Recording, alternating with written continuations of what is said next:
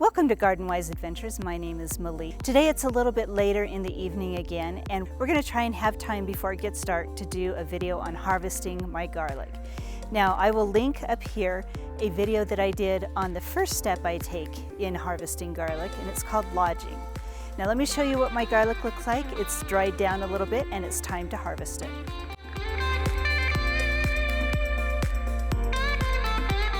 So here we have my garlic. As you can see, it's gotten a little more brown, it's dried up, and we're ready to harvest. Okay, sorry you can't see my face, but I wanted to let you see what I was doing with the garlic. Harvesting garlic, let me get my dill out of the way, is pretty easy. I just like to use a spade. You can use a shovel. Just be careful you don't chop your garlic in half. So you stick the spade in, you pry the garlic up, make sure you don't stab anything.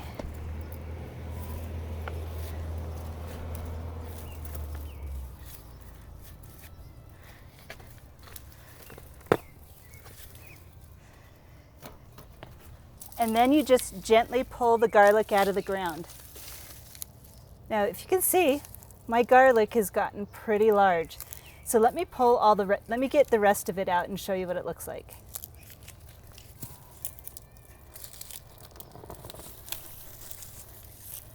Well, here's my pile of garlic. I've harvested everything.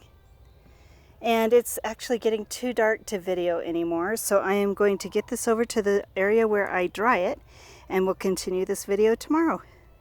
Okay, it is the next day, and here we have my garlic harvest. I really like drying them on my patio table because it has holes in it.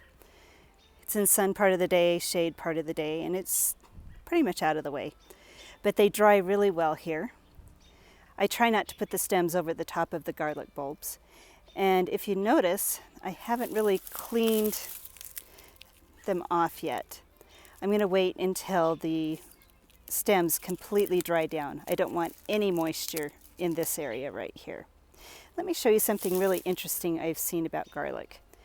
Let's look right here. In the hardneck varieties, every once in a while you'll get bulbs, little bulbules that form in the stem. Now these are amazing. I love having these because it saves me from wasting a large bulb of garlic, to propagate next year's crops. You can actually plant these and they will become garlic next year. And I did that with some of the ones that I planted last fall. Let me show you what they look like the first year. This is what they look like the first year. Now there's not really any cloves in here. It's basically, it's basically just one clove. And if I plant this for next year, you will get one of these large bulbs.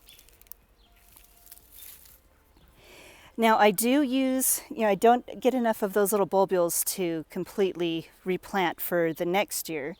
So I always sacrifice and save my largest bulbs of garlic that have the largest cloves in them. You can see how large those cloves are.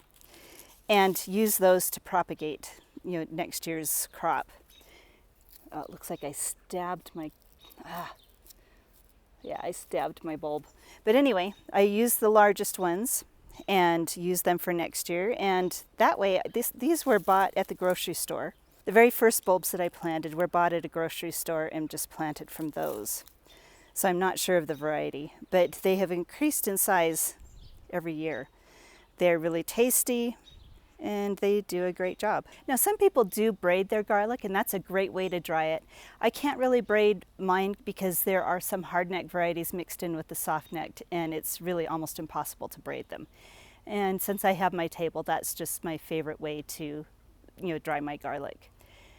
I will link, as I said before, a video up at the top that shows how I planted the garlic last fall. And starting October is when you should be getting ready to plant next year's crop. And we may do another video on that again this year. So if you've enjoyed my videos, please like and subscribe, share them with your friends, go out and enjoy your gardens, and have a wonderful garden adventure.